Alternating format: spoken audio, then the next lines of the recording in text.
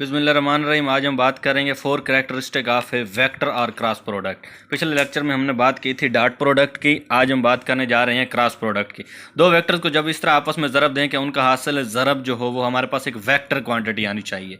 यानी vector quantity वो होती है जिसके साथ साथ उसकी डायरेक्शन भी होती है, यानी यूनिट वेक्टर भी साथ में होता है, तो वो वेक्टर प्रोडक्ट कहलाएगा।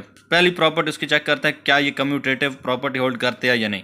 तो A vector A cross vector B, A B sine theta और साथ में ये एन जो शो हो रहा है, ये एन शो कर रहा है उसकी डायरेक्शन को।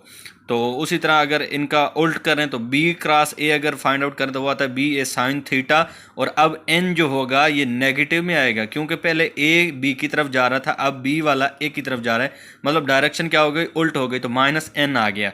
लिहाजा ये जो हमारे पास है बी क्रॉस ए वो बराबर आ जाएगा माइनस ए क्रॉस बी के। तो ये आपस में कम्यूटेटिव प्रॉपर्टी होल्ड नहीं करते, बराबर नहीं आते, तो लिहाजा क्रॉस प्रोडक्ट में कम्यूटेटिव प्रॉपर्टी होल्ड नहीं करती। उसके बाद हमारे पास दूसरी इसकी है प्रॉपर्टी परपेंडिकुलर के लिए। देखिए परपेंडिकुलर वेक्टर्स के लिए क्या है, जो परपेंडिकुलर होंगे तो A cross B, A B sine theta, theta की जगह क्या आ जाएगा 90 डिग्री क्योंकि परपेंडिकुलर है, तो A B sine 90, n unit vector आ गया उसकी डायरेक्शन, और ए बी साइन 90 कितना होता है 1 होता है, तो 1 आ जाएगा, एन की जगह एन यूनिट वेक्टर आ जाएगा, तो ए बी 1 के साथ मल्टीप्लाई हो गया ए बी बन जाएगा और एन यूनिट वेक्टर वैसे का वैसे साथ आ जाएगा। अब देखें हमारे पास यूनिट वेक्टर्स में इन चीज़ों को चेक करते हैं। अगर यूनिट वेक्टर में देखेंगे तो आई क्रॉस जे, क्योंकि ये आपस में क्या है परपेंडिकुलर हैं आपस में, आई क्रॉस जे और के परपेंडिकुलर होंगे तीनों एक दूसरे के लिहाज से, तो इनको जब हम डायरेक्शन वाइज चेक कर रहे होंगे तो आई को जब जे के साथ क्रॉस प्रोडक्ट लेंगे तो हमें के हासिल होगा। जैसे ये सर्कल मैंने बनाया है, आई को जे के साथ करें तो आगे क्या चीज़ आती है, इस तरह आप आसानी से इसे याद रख सकते हैं, तो के आता है तो के आ जाएगा।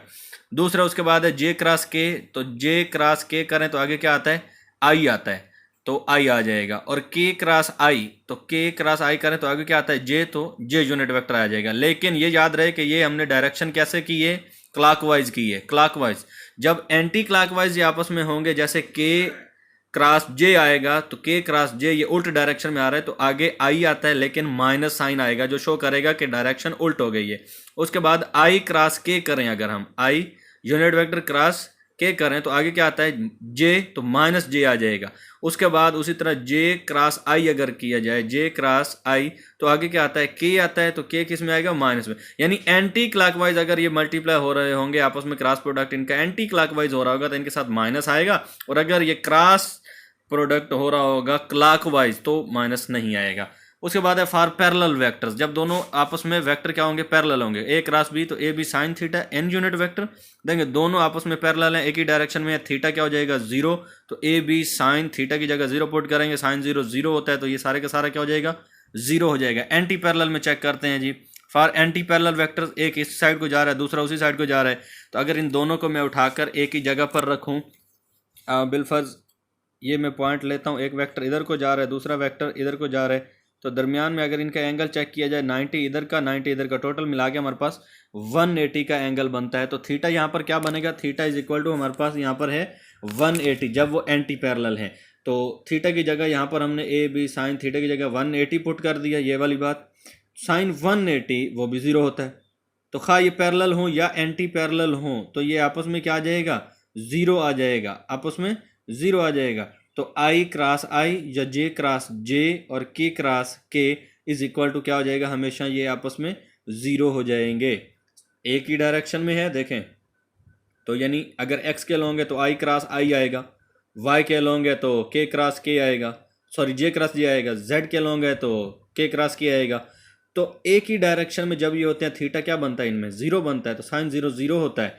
तो एक ही वेक्टर जब होंगे ये यूनिट वेक्टर, आई क्रॉस आई होगा, जे क्रॉस जे होगा या के क्रॉस के, ये 0 हो जाएंगे सारे के सारे।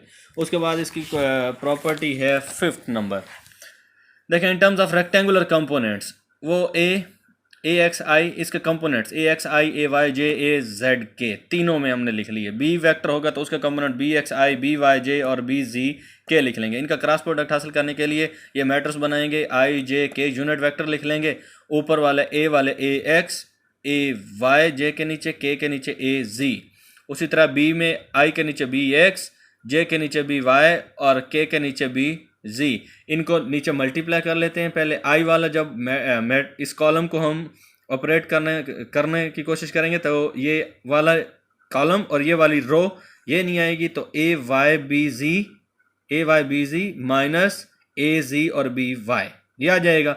साथ में आई यूनिट वेक्टर, यहाँ पर साइन होता है माइनस का, यहाँ पर डायरेक्ट किया हुआ है, यहाँ पर प्लस का साइन लगाया हुआ है। तो इसका ये मतलब होगा कि जब हम इस वाली रो को एक्सपेंड करना चाह रहे हैं, ये वाली और ये वाली ये आपस में नहीं आएगी, तो जे वाली आएगी ना। तो इसमें ए एक्स और बी जी ये पहले आना था, ये इधर बाद में लिखा हुआ है।